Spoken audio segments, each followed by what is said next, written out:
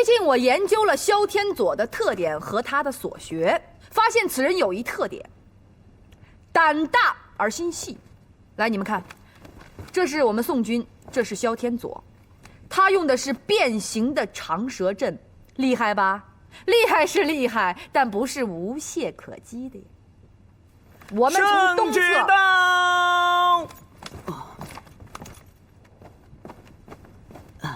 穆桂英接旨。杨延昭重病在身，同意免去元帅之职，元帅由穆桂英接任，钦此。接旨吧。谢圣上。佘太君拜见穆元帥。啊！别！您这样，孙喜我担待不起。穆元帥，你虽說是楊家之小輩，但是聖上命你為帥，楊家就應該對你俯首聽命了。奶奶，我這是在軍中，不要再用天波府的稱呼。老身既然稱你為元帥，你也應該稱呼老身為佘賽花或佘太君。請吧。請穆元帥。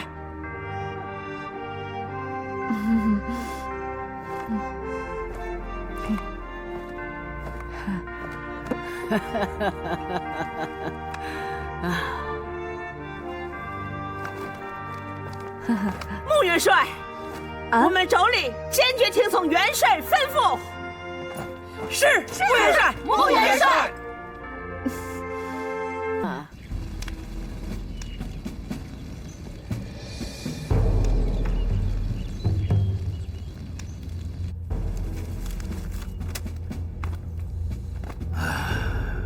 穆桂英乃北汉名将穆羽之女，她從小跟父親學過《孫子兵法》，而且她還喜歡詩詞歌賦。那玩意兒跟排兵布陣沒什麼關係。沒關係，關係大着呢。學習高深的人理解兵法，跟文化低的不是一個境界。排兵布陣也有天壤之別。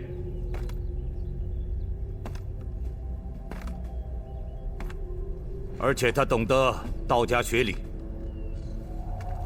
王慶龍信上說，與他作戰的時候，都覺得他的出兵出人意料。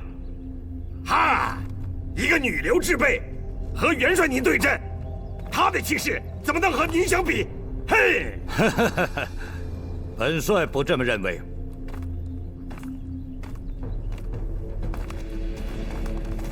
王慶龍說，他曾經戰勝過佘太君、楊延昭和楊宗保，可他們三個人都是宋軍的佼佼者。我蕭天佐是戰勝過楊延昭，可佘太君、楊延昭、楊宗保三個人連起來對付我要想取勝，可沒那麼容易了。元帥，這麼說，穆桂英不是平庸之輩啊？何談平庸之輩，簡直就是出類拔萃。如果我們對穆桂英再不夠重視的話，我們就要大敗了。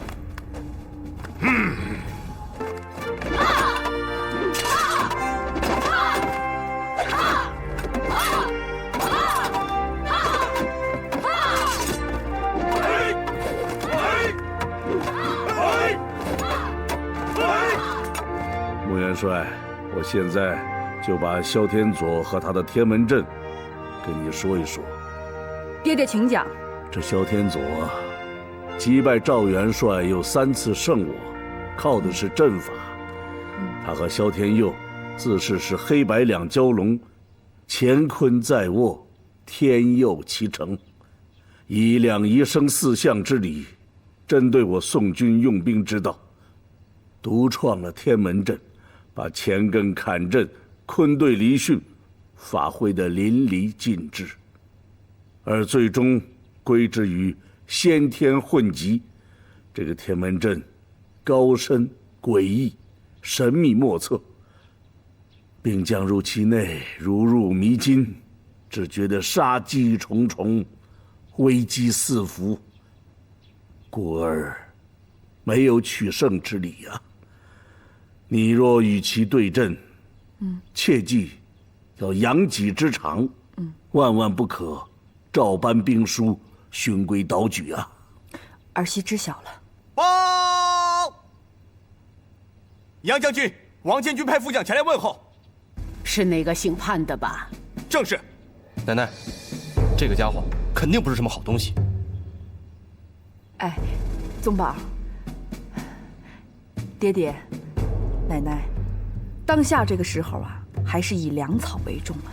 言之有理，家中有隔夜糧，心中不發慌嘛。好，那就讓他前廳等候。是。來，奶奶。来。走。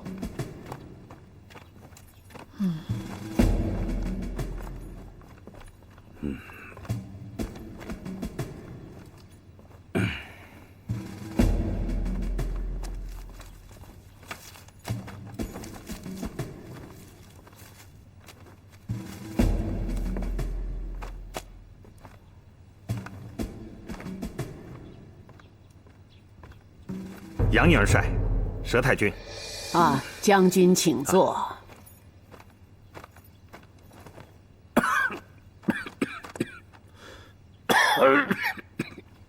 王监軍聽說楊元帥身體不適，非常掛念，特派末將前來問候。啊，與蕭天佐之戰，這臂膀受了些傷，雖說傷勢不重，可是遲遲不見愈合。今日又偶感風寒，引發了咳嗽，這終日只覺得心悶乏力。郎中說，風寒已侵入肺腑了。唉，楊元帥勞累加槍傷，需要靜養。邊關缺藥，末將回去稟報王監軍，如果能辦到，末將一定把藥送到。好。多謝王監軍了，你回去跟他說，燕昭感激之至。另外，我想知道，這糧草何時能運抵三關？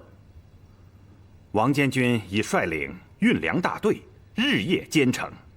可是天降大雨，道路泥濘，橋樑被毀，我們正連夜修築，不久，軍糧便會到達。好。回去跟王監軍說，說我楊延昭和太君非常感謝他。末將一定把話帶到。告辭。好。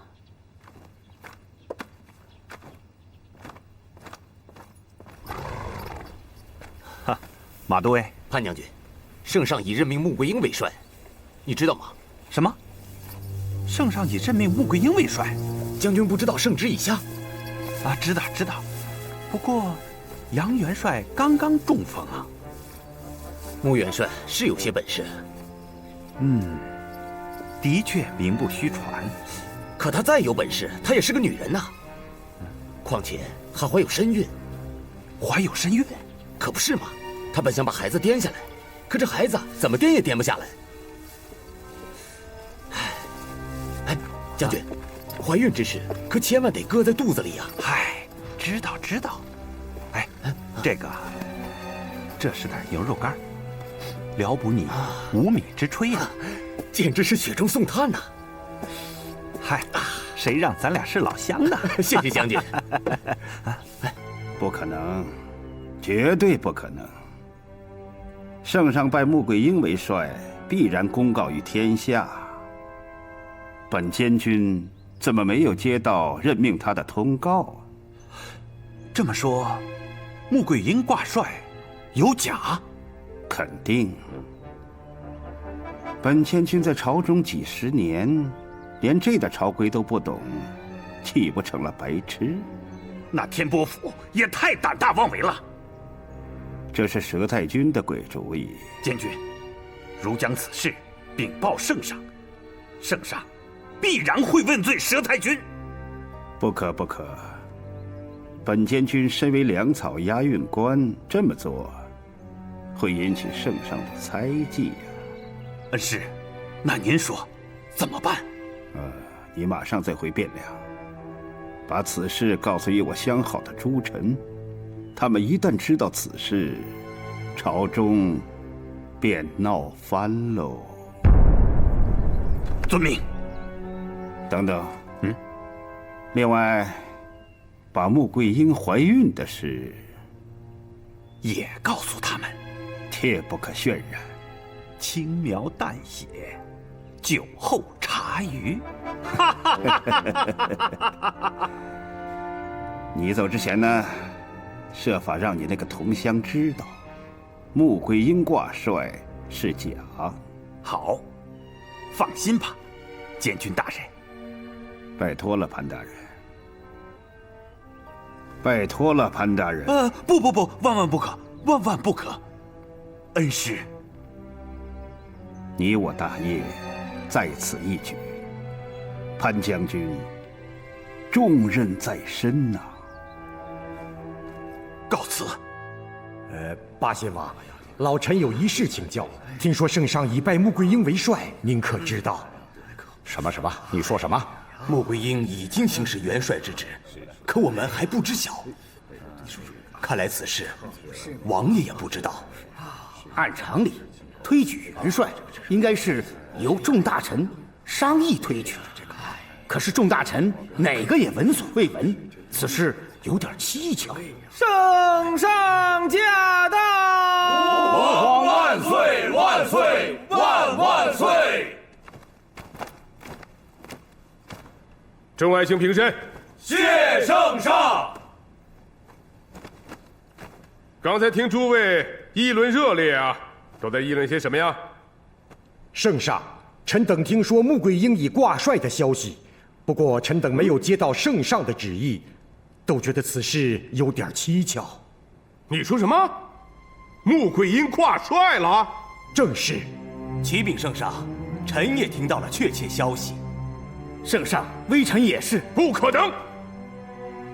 朕還沒有頒旨呢。他穆桂英就是10個腦袋，他也不敢自稱元帥。可是微臣得到的消息千真萬確呀。微臣也是，我們也有所耳聞。你們的消息來自哪裡？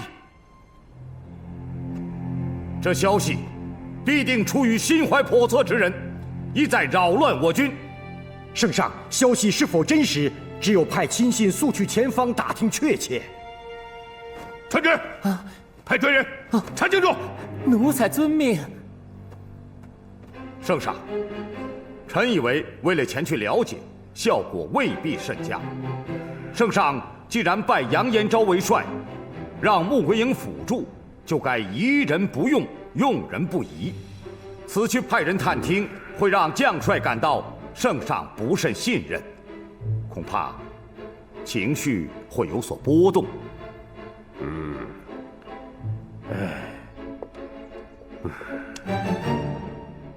八仙王，你覺得這事兒是真是假呀？臣以為肯定是造謠惑眾。假傳聖旨，按大宋律當斬。無風不起浪啊！想必這些人說這些話也絕不是沒有顧忌。聖上，您想，御遼若要取勝，首先是君臣無猜，而遼軍和奸佞，最希望的就是君臣猜忌。所以臣料到，這是遼軍或別有用心之人挑撥離間，聖上沒有必要理睬。蕭天佐竟然能把單一的陣法組成108陣的天門陣，其中必有規律。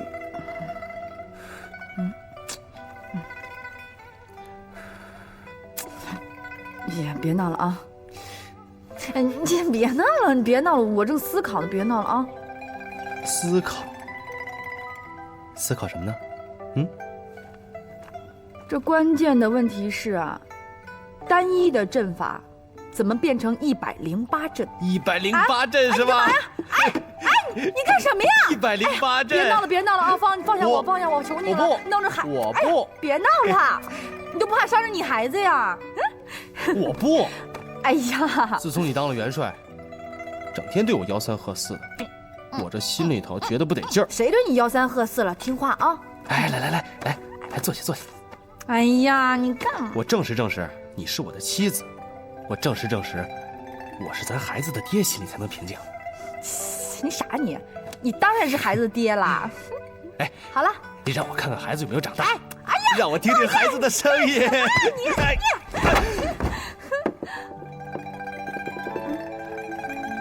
你没事吧你？那个扶你起来吧。我自己能起来。来，你真没事啊？你干什么呀？你这人真没劲。哎，我这怎么可能？这怎么可能呢？我这个同乡啊，信上说的有道理。我们走城过乡的都没见到圣上拜穆桂英为帅的告示啊，难道您就不觉得奇怪吗？如果真是这样的话，事情可就闹大了。圣上尚未拜帅，他算哪家的元帅？正因为如此，我才找你商量。你说，咱们若是跟着他，还不知道他是什么目的？抵抗辽军，这个应该不会有假。这不一定。那杨家为了保大宋，死了不少人，许多人都说杨家和圣上有过节。咱们这么跟着他，到头来什么下场，还很难说呀。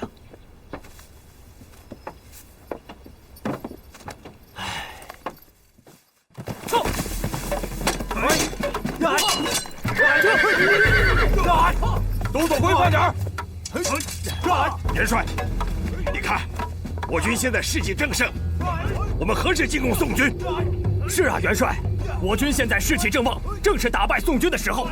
本帅对穆桂英有一定的了解，实话告诉你们，我正想用兵试探，可现在情况有变。怎么？穆桂英为帅，你们听说了吗？可汪庆龙给本帅来信说，宋皇没有拜穆桂英为帅，也就是说，杨延昭举荐穆桂英，宋皇并没有准奏。本帅以为这是佘赛化的计谋，有可能宋军将士不知内情，穆桂英本身也蒙在鼓里。佘太君的意图很明显，就是要稳定军心，让穆桂英与我们拼杀。他想得很周到，不错。之前的两军局势，他们是很被动，可现在情况有变，我们要沉得住气。元帅，这是为何？佘太君之所以这么做，就是要我们与他拼杀，我们不能让他达到这个目的。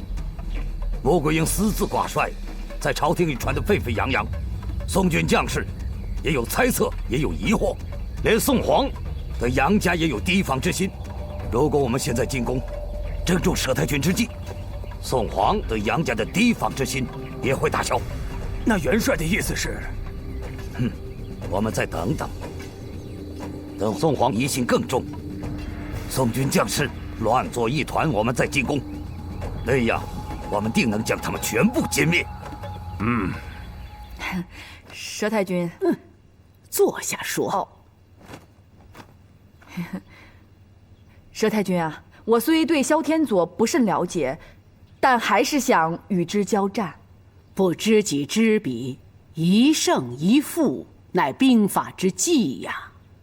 啊，佘太君說的極是。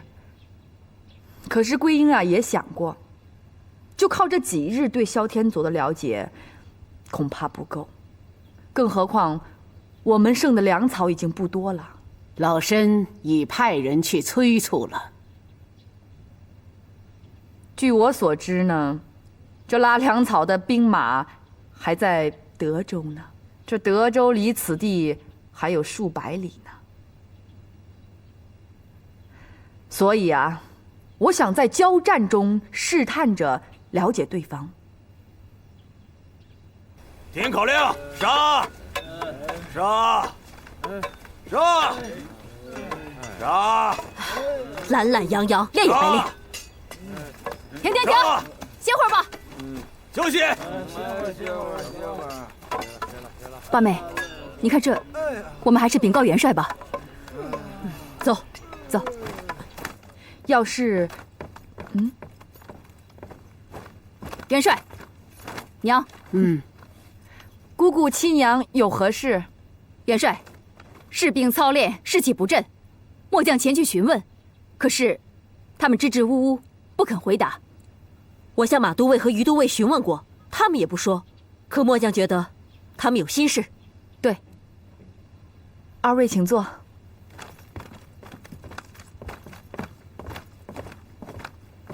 拜見元帥，拜見元帥。二位將軍有何事？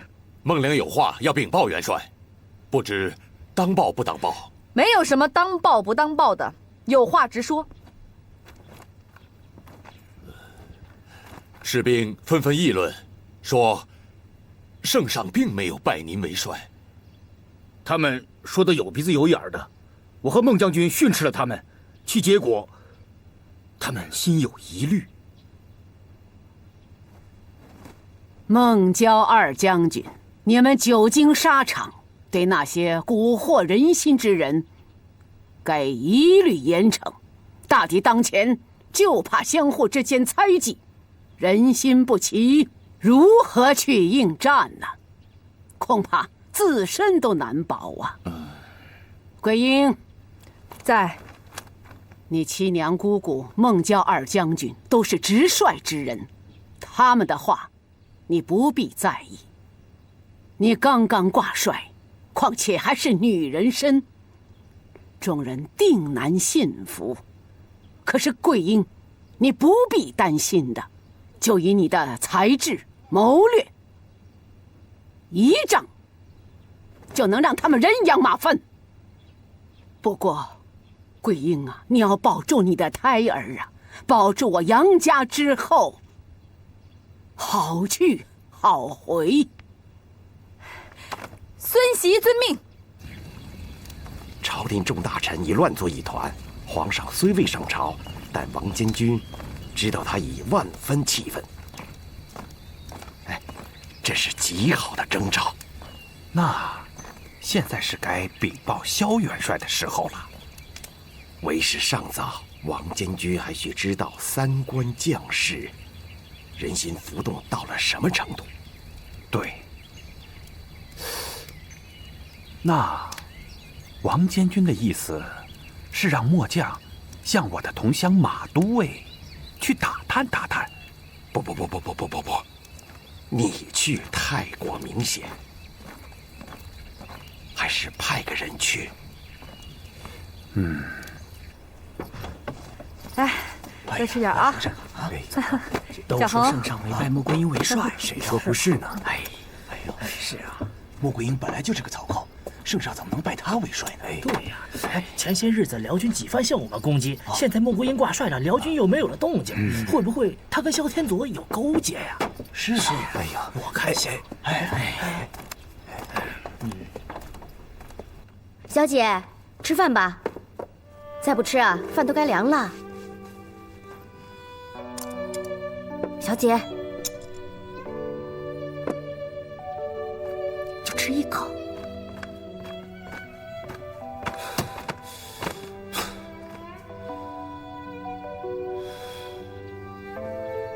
怎麼了？氣死我了！誰惹着你了？手下幾個士兵胡說八道，說聖上並未拜你為帥，我把他們幾個綁在立柱上，餓他們一個晚上。你幹什麼你？這愛兵如子，那是兵法上的要求，也是一個將軍該做的事兒。你怎麼可以隨意處罰他們呀？他們蠱惑人心，你不知道人心多麼浮躁。浮躁需要解決，但不能這麼做。行了，你趕快給他們鬆綁，並賠禮道歉。你是不是當元帥，你發命令發上癮了？我還不是為了你好。哎呀，我知道你為我好，不管怎麼樣，你也不能這麼做。去吧。我命令你即刻就去。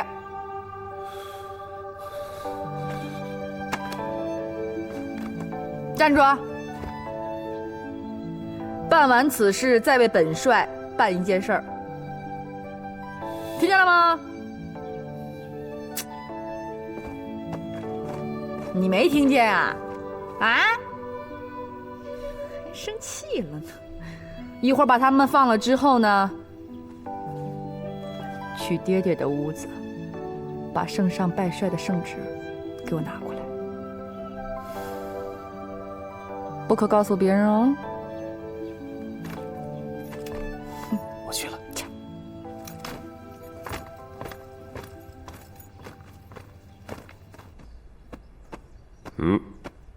臣受命前来。皇兄，请坐吧。朕了解到了，穆桂英挂帅确有此事，可是朕终于明白了，这是佘太君的意思。你说佘太君虽然没有明着跟朕埋怨过，可是她的丈夫和兒子之死，她一直記恨着我們趙家。加上楊祖卯的事兒，又加上了她對朕的不滿，所以她才假傳聖旨啊。朕派去的人回來說，前線的將士情緒浮動，這正是佘太君的意思。他正想這樣讓自己自亂，讓遼軍一舉殲滅。聖上，臣以為此話不可信。穆桂英掛帥，就算是佘太君的主意，可佘太君絕不會和遼軍苟合。先不說她丈夫和兒子之死與遼軍結下了冤仇，就是佘太君的人品，也絕不會做出傷害大宋和百姓之事啊。現在臣有點明白了。佘太君為什麼讓穆桂英掛帥？是因為他們面臨困難，不得已而為之啊。聖上您想，假傳聖旨，按大宋律列第1條，當斬。他佘太君為何這樣？如果不是情況緊急，他能這麼做嗎？前方這種情況，臣倒要勸聖上早做決斷。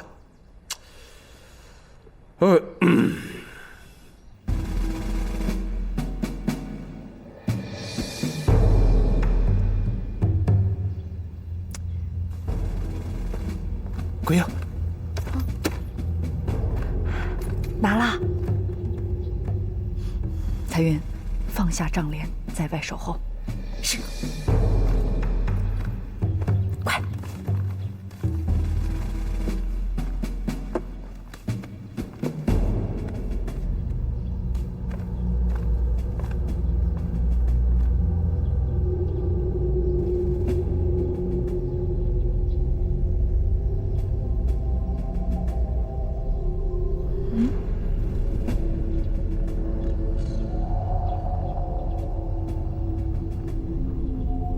这玉印明显大不同。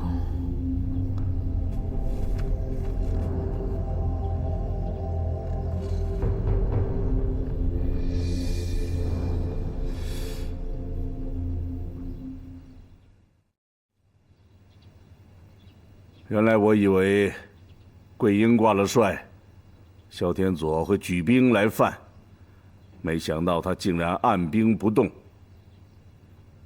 此乃老身意料之中，果不其然，又出了內奸。這內奸讓我們陷入了困境。要不，兒再捧起帥印？不，這樣會打草驚蛇。可是您知道，現在城中軍心不穩，人心浮動。若是此刻蕭天佐率軍來攻，我們很有可能失守啊。事情萬般危急，可我們不能自亂吶。這樣下去，局面更難控制啊。要不老身馬上回朝面見聖上，陳明利害，催聖上早做決斷。娘，事到如今，只能如此了。唉。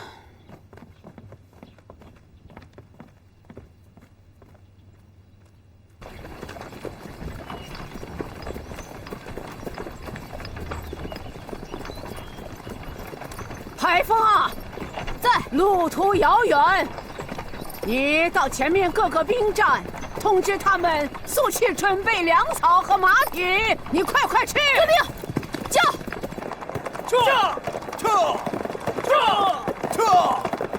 議論來議論去，你們都不贊成讓穆桂英掛帥，可又推薦不出合適的人選，你們這不是為難朕嗎？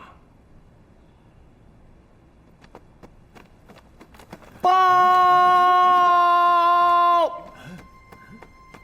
啟禀聖上，佘太君從三關趕來，正在殿外等候召見。佘太君，快宣！遵命。宣佘太君覲見。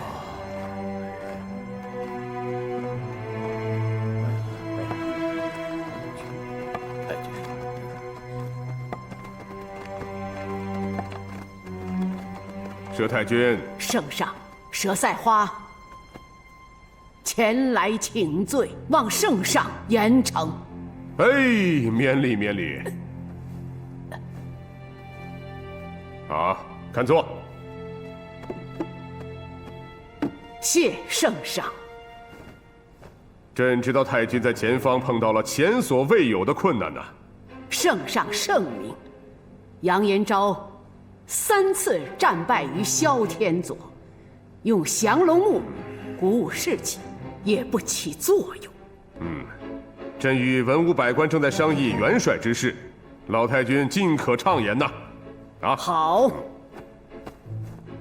聖上，老身4天4夜，日夜兼程，馬不停蹄，從三關趕到汴梁，一是來請罪，二是懇請聖上令穆桂英掛帥。聖上，老太君忠心日月可見，但拜帥之事不能草率而行，眾大臣也不贊成拜穆桂英為帥。正是，如果我們拜他為帥，恐怕不但眾臣不服，就是遼軍也會小瞧我們的。小瞧？對，他們會認為大宋沒有了男人。聖上，恕老身直言，你等在此紙上談兵，無的放矢，卻不知前方的形勢。遼軍已經在那裡虎視眈眈，我軍危在旦夕呀！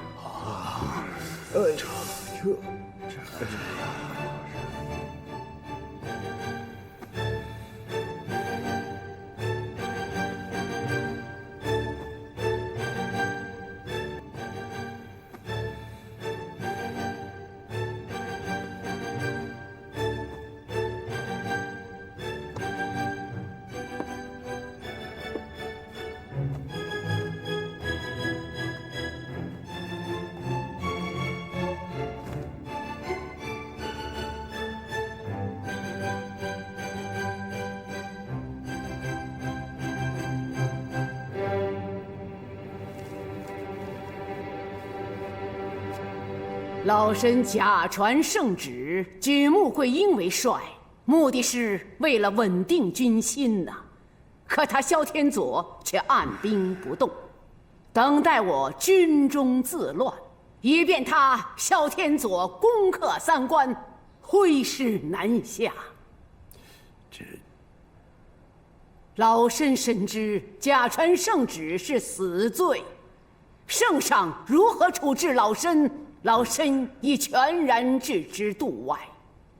出征豫遼是大宋頭等之大事，眼下當務之急是請聖上准奏穆桂英為帥。老太君，局勢儘管10萬火急，但拜穆桂英為帥確實不妥。為何不妥？剛才2位大臣已經說明了緣由，本人不必再說。我要說的是，穆桂英沒有表現出他特別的才能，聖上如何敢將天大的重任交給他？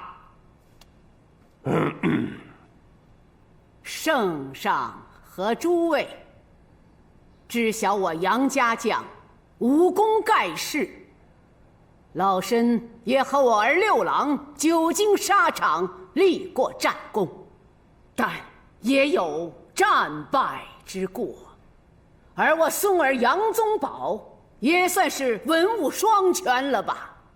可也被那穆桂英3次活捉，可想而知，穆桂英是何等的奇人奇才，打敗田壮士就是一例呀。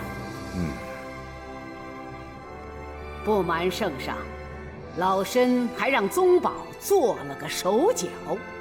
手脚？什麼手腳？老身讓宗保在穆桂英的茶裡頭放了蒙汗藥。蒙汗藥？對呀，蒙汗藥。不料被那丫頭識破，還偷偷的吐了出去。次日比武，他竟按時到場，還裝出了喝了蒙汗藥以後剛剛醒來一般，搖搖晃晃走上了比武台。那他怎麼有力量打敗田壯士呢？田壯士此時看他神情恍惚，便掉以輕心了。而穆桂英前一夜就把醉拳琢磨得爛熟於心了，既可以以柔克剛，又能借力打力。原來如此啊！真想不到穆桂英這丫頭修煉到如此境界呀！這丫頭用兵布陣也同樣是高超無比呀，神出鬼沒，變化多樣。她做事喜歡標新立異，不墨守成規，不按常理出牌。當對方摸清了她的路數的時候，她反過來又用常規。她之所以讓人琢磨不透，就是往往把常規的事情變成了不常規，不常規又變成了常規。古今的變化在他手裡可謂隨心所欲，得心應手啊！老身已過花甲之年，幾十年戎馬生涯，鋒刀雙劍，出生入死，閱人無數，閱陣無數，閱兵將無數，但從未見過這樣一位天分極高、幾百年都難得的軍事奇才，武功上品吶。可朕就不明白了，穆桂英從小生活在大山，生長在野地，她哪兒就修煉出這麼寬闊的胸襟和這麼高強的武藝呀？啊！聖上分析的極準。老身以為，首先他得益於家教，教養特別。他父穆羽曾是一代名將，穆桂英從小耳濡目染。他又得益於有一位精通陰陽八卦之師，再者就是源於在大山裡長大成人，所以樸素無華，為人耿直，野性十足，養成了天馬行空、獨往獨來、無拘無束、桀驁不馴的性格。老太君的見解真是高屋建瓴啊！說實話，老身確實偏愛穆桂英這個長滿刺兒的孫媳，她一身奇學，功夫超拔。往小了說，我為楊家有這樣的後人而高興；往大了說，我為大宋江山而慶幸啊。老身以為，遼宋爭鬥多年，豈不知從武功到兵法，彼此了如指掌，難怪延昭連輸啊！此時該打破常規，不拘一格，啟用一位讓遼軍一無所知的奇才穆桂英，何樂而不為呀？請聖上明鑑。聖上，俗話講，名不正則言不順，言不順則令不行。穆桂英眼下處境尷尬，將士懷疑，對命令猶豫不決，這局面如何是好？监军，末将已派人去马都尉那里去了解了三关的情况。快说。城中人心惶惶，斗志下降。好，好啊，该接锅了。你马上到萧元帅那里去禀报。遵命。等等，别忘了把穆桂英怀孕的事告訴他。忘不了。酒后茶余，轻描淡写。不。浓炫重染，活灵活现。那您是说穆桂英的确能战胜萧天佐吗？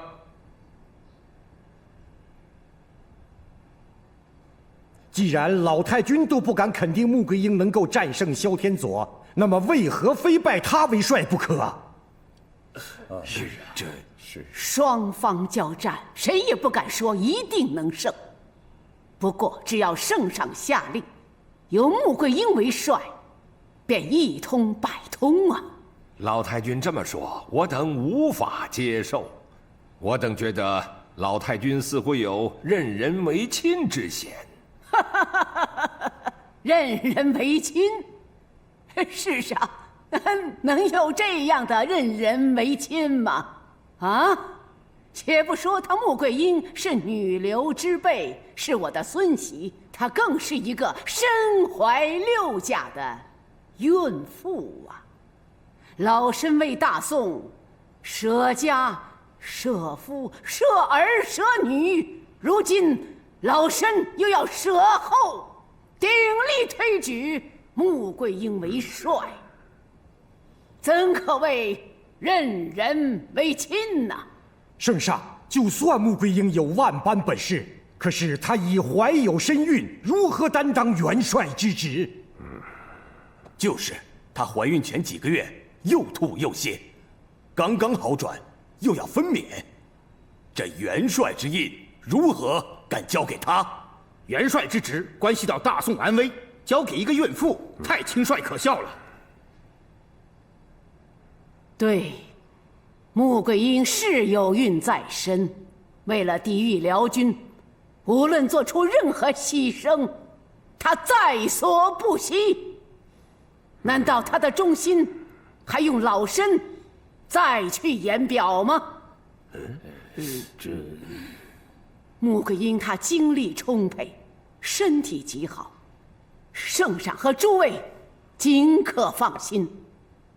我們知道宋遼之戰不日便見分曉，不會拖在穆桂英分娩之時。只是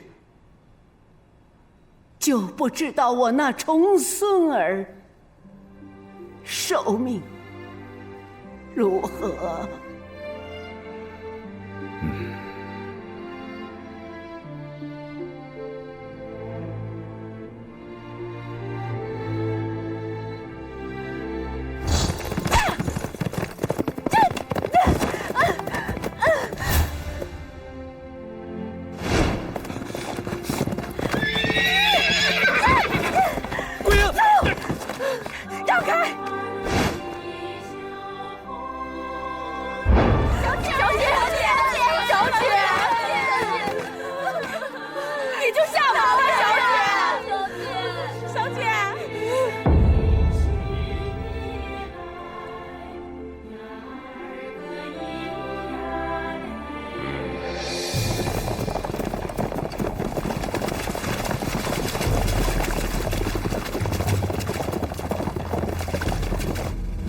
萧元帥，王监軍已經把糧草集結在營帳，穆桂英近日內即將斷糧。潘將軍，你送的情報非常重要，回去帶本帥謝謝王監軍。潘衝明白。你告訴王監軍，等我們拿下汴梁，讓他做汴梁侯。潘衝一定轉達。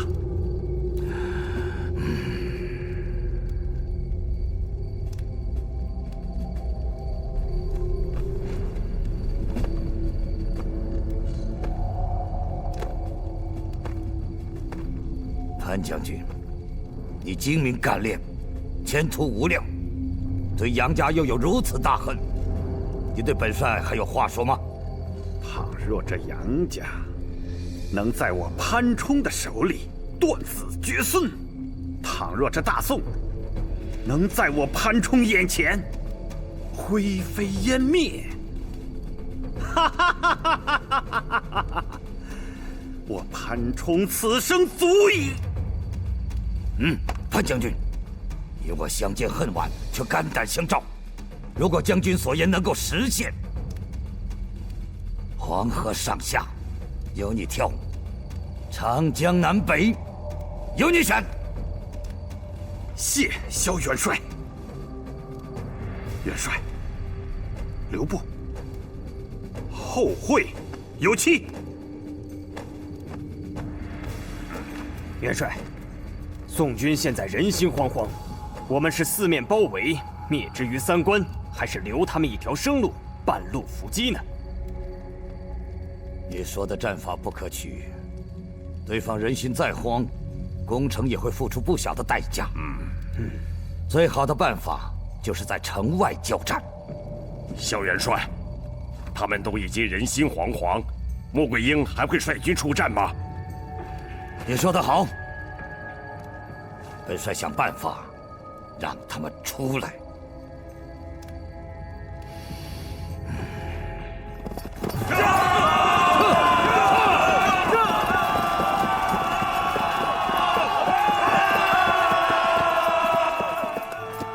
穆元帥，萧天佐率這麼少的兵馬前來，是對我們的蔑視。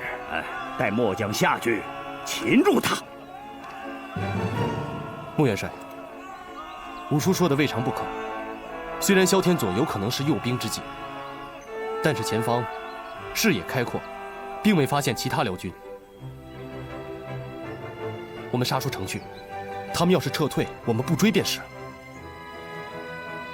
穆元帥，五郎和宗保說的不無道理，敵寡應該主動出擊。他們兵馬雖少，可個個都是精挑細選出來的勇猛戰士。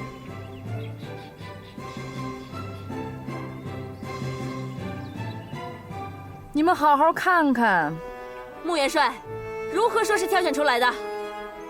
他們個個神形彪悍。哪個隊伍裡的士兵能長得如此之彪悍呢？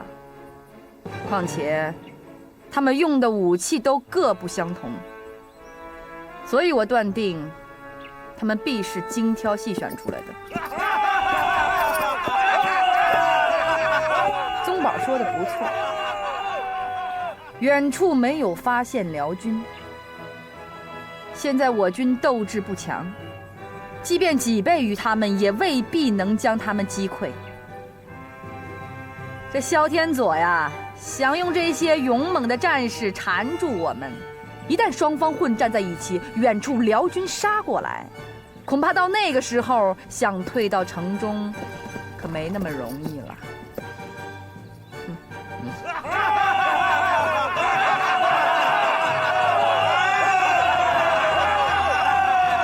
韩必胜，末将在，给我使劲的喊，气死他们！宋軍大小鬼！宋軍大小鬼！宋軍大小鬼！宋軍大小鬼！宋軍大小鬼！宋軍大小鬼！宋軍大小鬼！哎，你們才膽小鬼的！帶本將軍下去教訓你們！有本事你們就放馬攻城，本將軍在此等候你們！大小鬼！宋軍大小鬼！宋軍大小鬼！哈比赤，末将在。他如果再不出来，你還是讓他回家養孩子去吧。好，末將說。穆元帥，我們蕭元帥知道你有孕在身，所以就帶我們這幾十號人來與你交戰。如果這幾十個人你也害怕的話，你就快把帥印交給男人，回家養孩子去吧。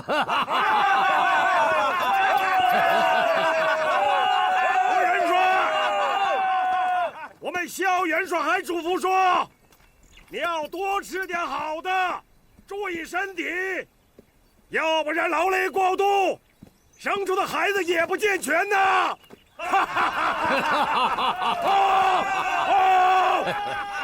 谢谢萧元帅关心啦。不过您这激将法也太幼稚了，连3岁的小孩都瞒不过，别在这儿丢人现眼喽！元帅，这骂人也骂了，喉嚨都喊哑了，他不出来呀。哈比吃，那就让兄弟们先玩玩吧。好事！弟兄们，过来玩玩！来，痛痛快快的玩吧！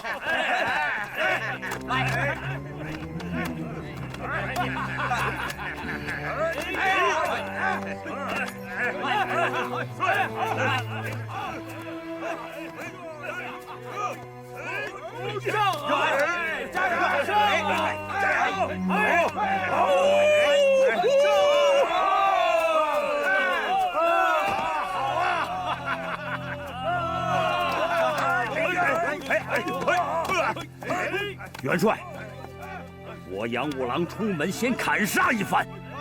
元帅，我们也去。对，穆元帅，我们冲杀一下，再折回来，可以杀杀他们的士气。你们都太小瞧他们了。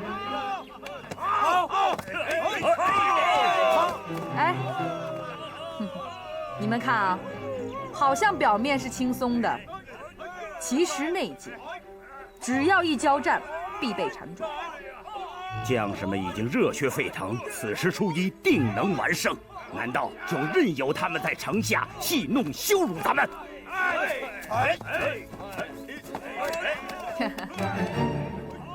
人家表演交际，我们为何不欣赏欣赏啊？彩云，穆元帅，叫木瓜和杨梅他们上来好好看看。哎，顺便带点果子上来。遵命。好。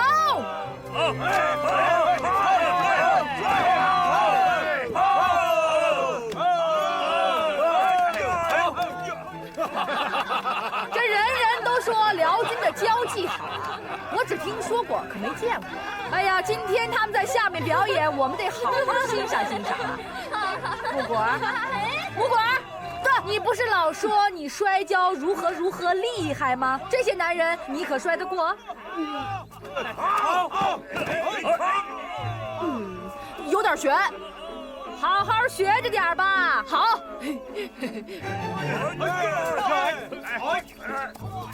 再来一个！再来一个！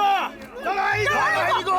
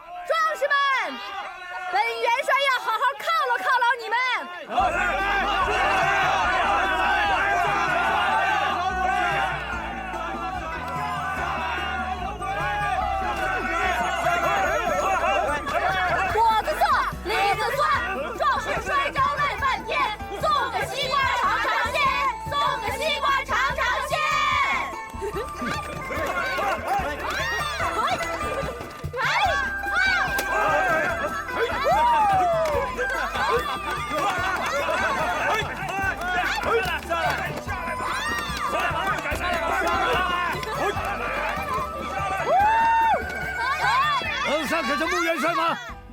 怎么了，萧元帅？您是不是觉得这李子不酸，西瓜不甜呐？穆元帅，你有胆量就带兵出城，与本帅较量一番；没有胆量就把帅爷给扔了。萧元帅，本帅本打算率兵出阵的，可你那兵马實在是太少了。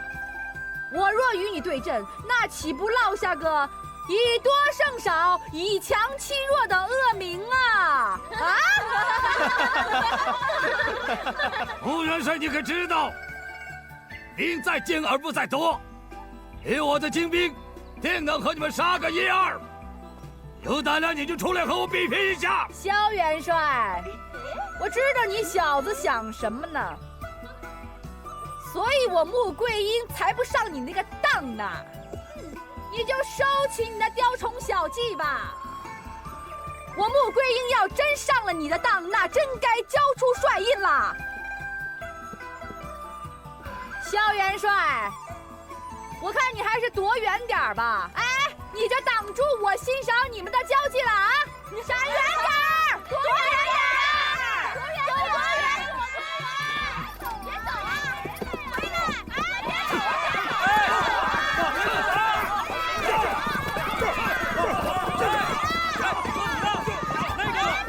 别走啊！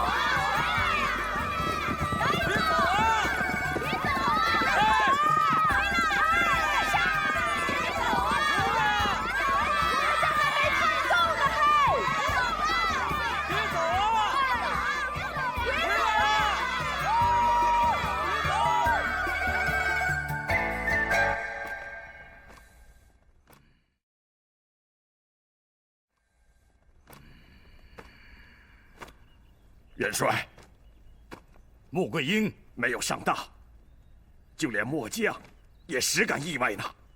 元帅，末将也这样認為。末將認為穆桂英剛剛掛帥，可能沒有經驗，按兵不動。沒想到他真的按兵不動。他的老辣出乎本帥的意料。第一次對陣，他先勝了一招。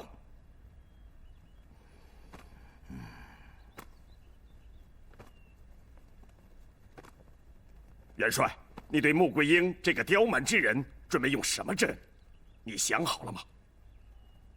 用什麼陣都談不上。他不出城，我無計可施。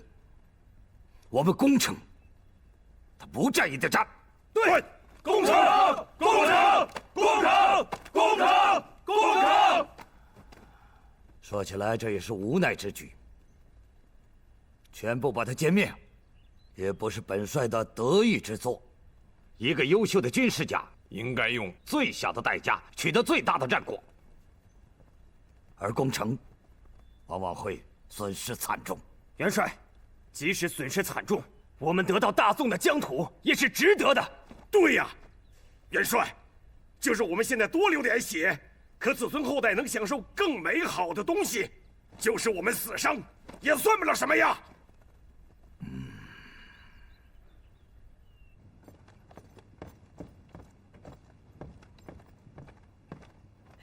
桂英啊，哎，穆元帥，各位將軍不必多禮。爹，上座。啊，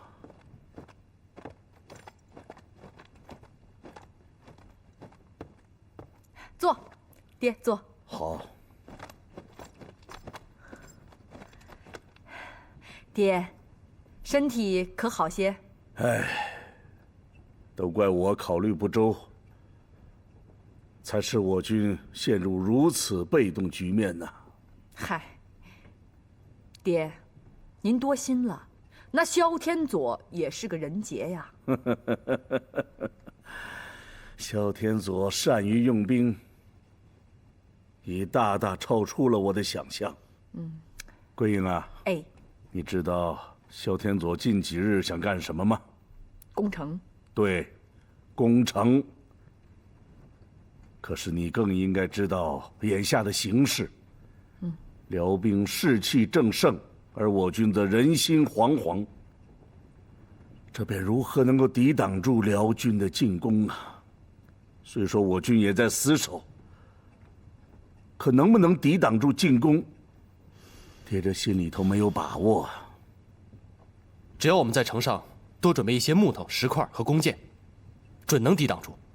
我看過前幾日丟失城池的戰報，現在遼軍的進攻，除了以車撞門之外，還拋石塊、用火藥，尤其是他們對盾牌進行了大的改進。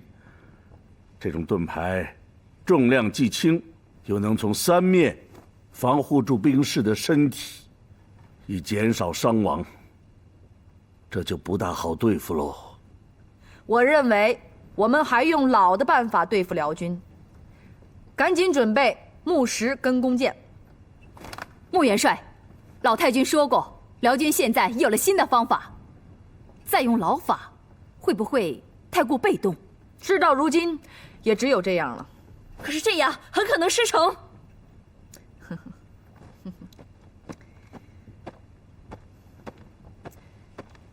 请各位不必担忧，这萧天佐的新法呀，对别的将领可能管用，对我们未必呀。劳烦各位赶紧准备吧，爹告辞了。穆元帅，你看怎么办呢？这还愣着干什么？都快去准备啊！是。走了，爹。走。穆桂英肯定会知道我们近日攻城，他一定会做些防备。元帅，我们曾攻下过2座城池，我们有经验，他们再怎么做准备，也是阻挡不了我们的。对呀，元帅，只要我们四面攻击，宋军肯定抵挡不住。只要有一组人冲上去，他们会土崩瓦解，我们将其一举歼灭。另外几座城池因为相互猜忌，所以被拿下。天波府却是一个家族。俗话说，打火亲兄弟，上阵父子兵。如果我们全面进攻，不但不易攻下，还会分散精力。我们4面围城，从一面出击，把最精锐的力量集中在一个点上，城上的兵力却是分散的。这样我们就在局部占了优勢。當然，除了主攻，另外3面並非虛設，要靜觀事態發展。他們向主攻方向調兵時，就迅速攻城。這樣，穆桂英就顧不過來了。监軍，汴梁密件。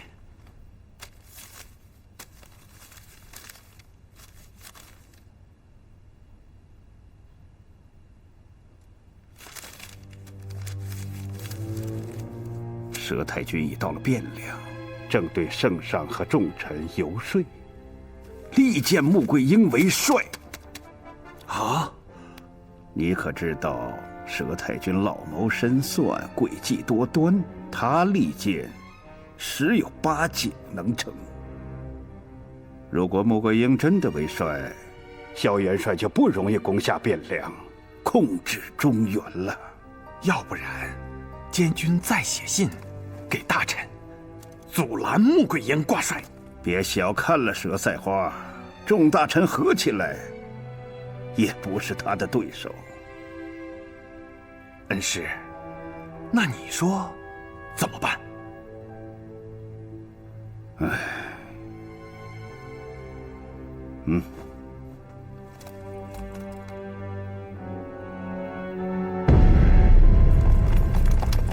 來，快，往邊上放啊！那邊，快點！楊將軍，哎，慢點，快點！來，注意安全，注意安全！楊將軍，注意安全啊！楊將軍，好，小姐，請您回帳。好，我這忙着呢。現在就回去，快走吧。快，小心！來這邊。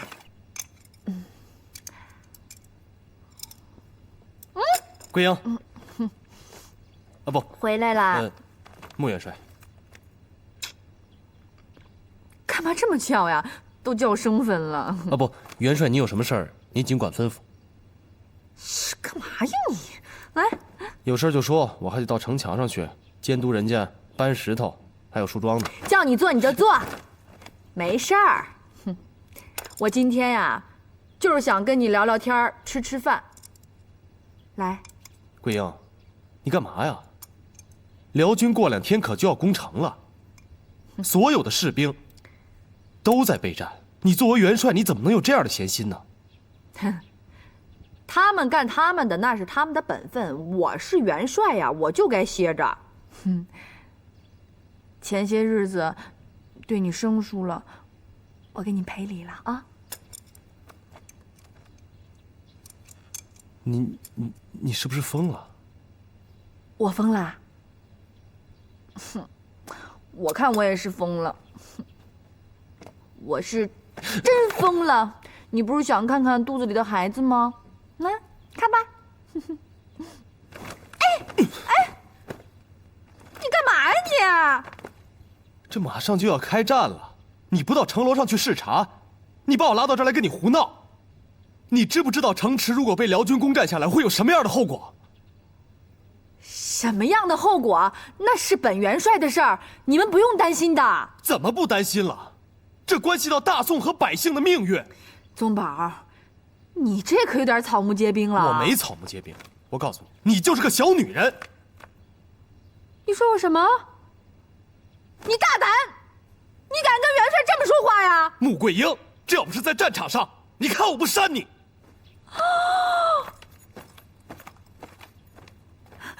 敢！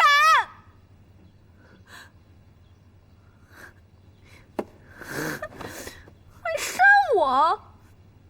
长這麼大都沒人敢扇過我。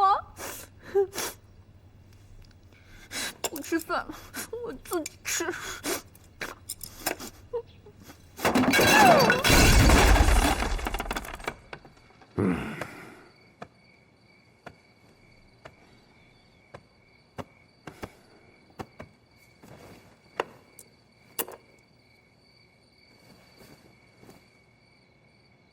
圣上，现在三关10万火急，任穆桂英为帅，你该考慮了。穆桂英沒有經過任何大戰，封他為帥，豈不是草率嗎？若不任他為帥，眾兵將就不會俯首聽令，不利於抵禦遼軍吶。可是穆桂英要是打了敗仗，朕的威望可就受到影響了。如果再拖下去，更不利於我們。一旦三關被破，後果不堪設想啊！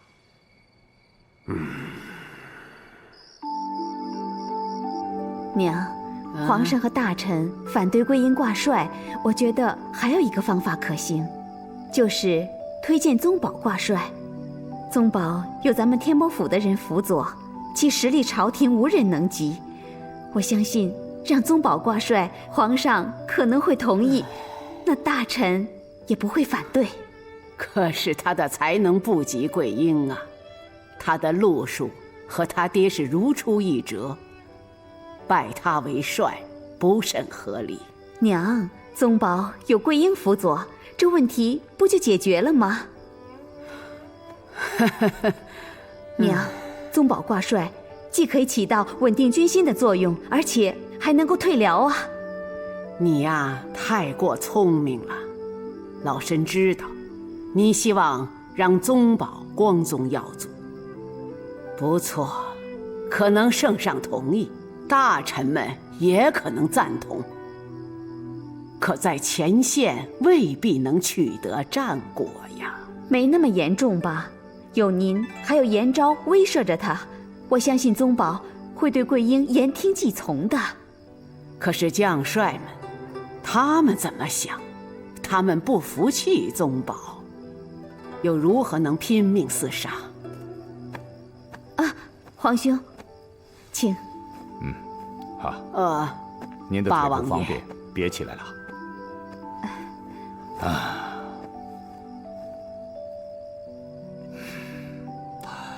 本王怎麼勸說，聖上也不做決斷，本王實在是無能為力了。這個結果老身早料到了。看來大宋真可能傾覆啊！不是可能，是一定。如果不拜穆桂英為帥，用不了10日，必將成為事實。八王爺，你是聖上的堂兄啊，你都勸不了，咱們就等着遼軍進城吧。啊，老身說這話，八王爺不認為是聳人聽聞吧？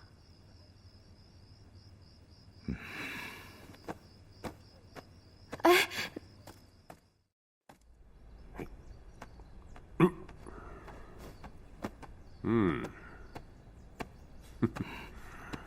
聖上，八贤王來又是來勸朕的吧？封穆桂英的確是不妥呀，她一个女人又身怀6甲，朕于心不忍呐。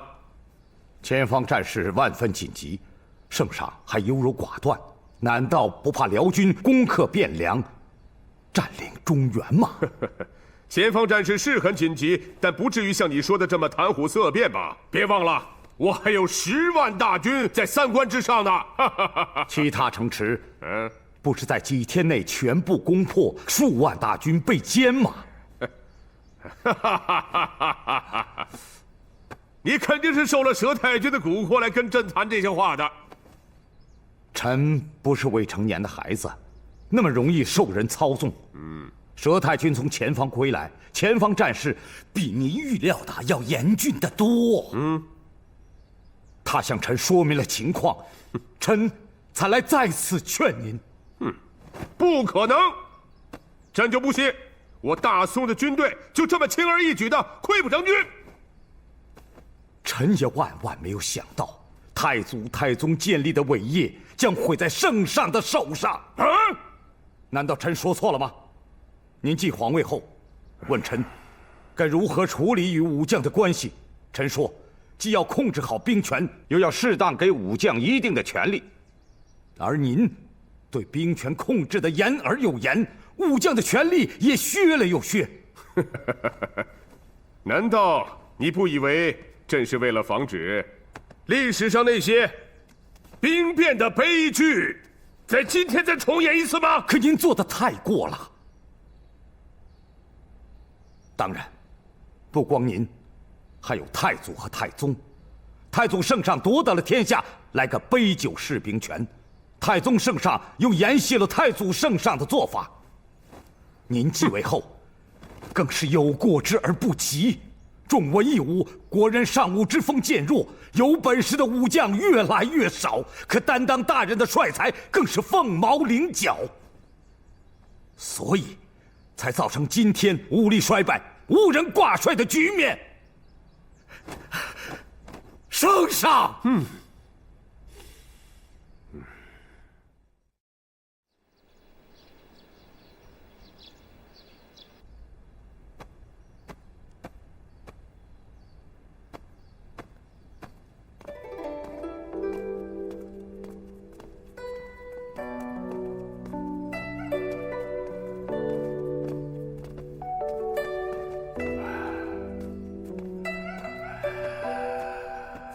皇伯，